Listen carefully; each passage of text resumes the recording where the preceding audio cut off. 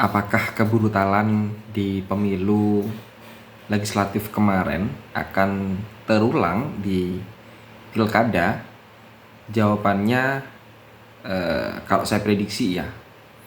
Karena kenapa? Ya sejauh ini tidak ada aturan baru terkait bagaimana pemilu agar tidak terjadi money politik yang begitu tinggi sebagaimana pileg kemarin. Kalau dulu Roma Hurmuzi, politisi P3 mengatakan bahwa jika kita bakar uang 100 juta atau 100 amplop, maka ya dapat suaranya 50%. Tapi di pemilu 2024 kemarin itu tidak demikian. Kalau 100 amplop maka dapatnya suaranya 30. Nah, hampir semua orang kemarin itu menerima amplop dari calon. Jadi sangat sedikit calon yang tidak menebarkan amplop. Mereka yang tidak menebarkan amplop kemungkinan besar itu tidak terpilih. Terkecuali mereka yang memiliki infrastruktur di penyelenggara pemilu. Sebagaimana yang terjadi di Kabupaten Jember kemarin. Brutalisme juga bukan hanya terjadi dilihat dari sisi money politik, tapi bagaimana ada pergeseran suara dari masing-masing calon, saling memakan kanibal antar calon dalam satu partai. Jadi calon A suaranya bisa bergeser ke calon B. Ya tinggal bagaimana KPU bisa menyusun aturan yang lebih rigid dan yang lebih ketat sehingga pilkada yang akan datang ini tidak sebrutal pileg kemarin. Ya harapannya demikian. Kita tahu bahwa pilkada khususnya di Kabupaten Jember sendiri ada beberapa kandidat yang sepertinya dia yang akan mendapatkan rekomendasi partai.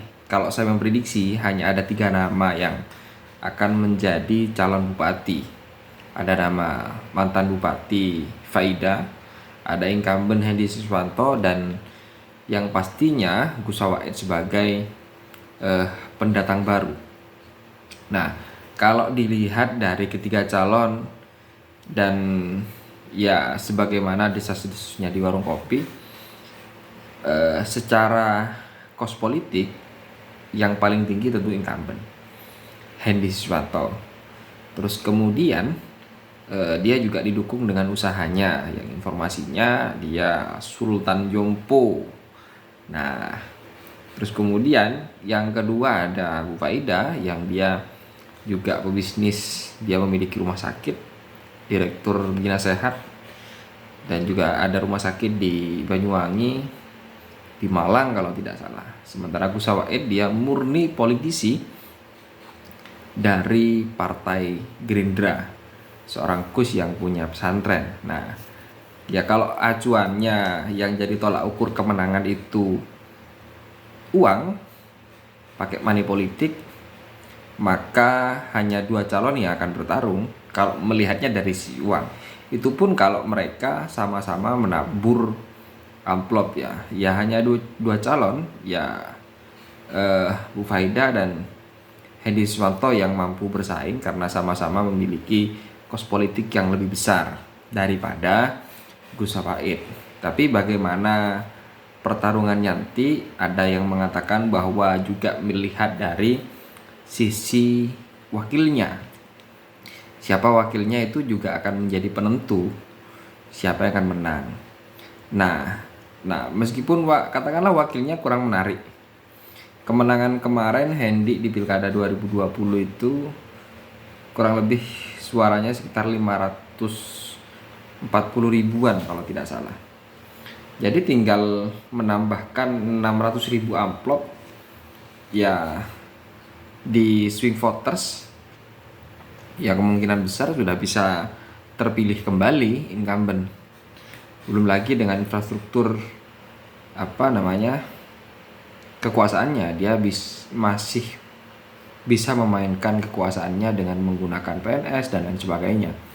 dan itu sepertinya lazim digunakan oleh incumbent ya. Ya tinggal lihat saja bagaimana nanti.